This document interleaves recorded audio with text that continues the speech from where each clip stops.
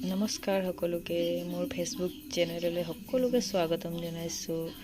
আজি মই বনাইছোঁ চানা দালৰ চব্জি। মই আগতীয়াকৈ বইল কৰি অলপ থৈছোঁ।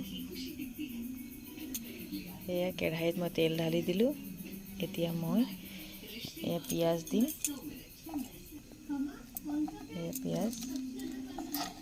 পিঁয়াজ দি দিম। ইয়াৰ পিছতে কেইটামান লং ইলাচি আছে, সেইটো দি দিওঁ আৰু তেজপাত।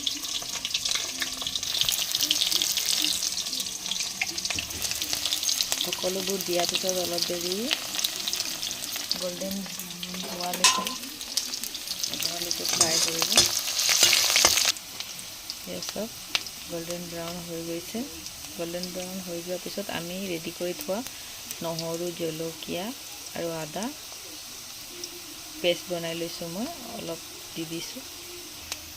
এয়া নহৰু, আদা, জলকীয়া মই পটাত পিচি লৈছোঁ। পিচিলে অলপ টেষ্টটো বেছি ভাল হয়, সেইটো কাৰণে মই প্ৰায় পিচিয়ে বনাওঁ।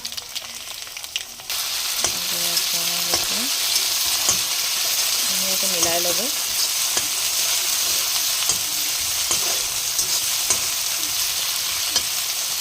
কোনে চানা দাল খাই ভাল পায় মোক কমেণ্ট কৰি জনাব। মই খালি বেয়া পাওঁ। মই ঘৰৰ কাৰণে বনাওঁ। আমাৰ বেটা ভাল পায়, আমাৰ মিষ্টাৰেও খুব ভাল পায়। মই বেয়া পাওঁ। মোৰ কাৰণে কিবা এটা মই বনাই লওঁ, সিহঁতৰ কাৰণে মই বনাইছোঁ। তাৰপিছত এয়া অলপ বিলাহী আছে, বিলাহীটো নকটাকৈ দি দিছোঁ, সৰু আছে, সিজি যাব। বিলাহীটো দিয়াৰ পিছত এয়া জিৰা, এয়া গুড়া জলকীয়া, এয়া কাশ্মীৰী জলকীয়া আৰু এইটো হালধি। আপোনালোকে সকলোখিনি দি মিক্স কৰিব। সকলোবোৰ দিয়াৰ পিছত ধুনীয়াকৈ মিলাই ল'ব। সকলোখিনি মিক্স কৰাৰ পিছত ধুনীয়াকৈ মিক্স হৈ গ'ল, বিলাহীও গলি গ'ল। তাৰপিছত ইয়াত দিম আমি অলপ নিমখ। মই সিজোৱা টাইমত নিমখ দিছিলোঁ আৰু অলপ দি দিছোঁ। সেয়া অলপ নিমখ দি দিছোঁ।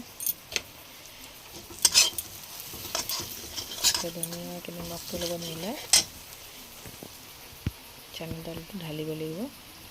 এয়া চানা দালটো ঢালি দিওঁ।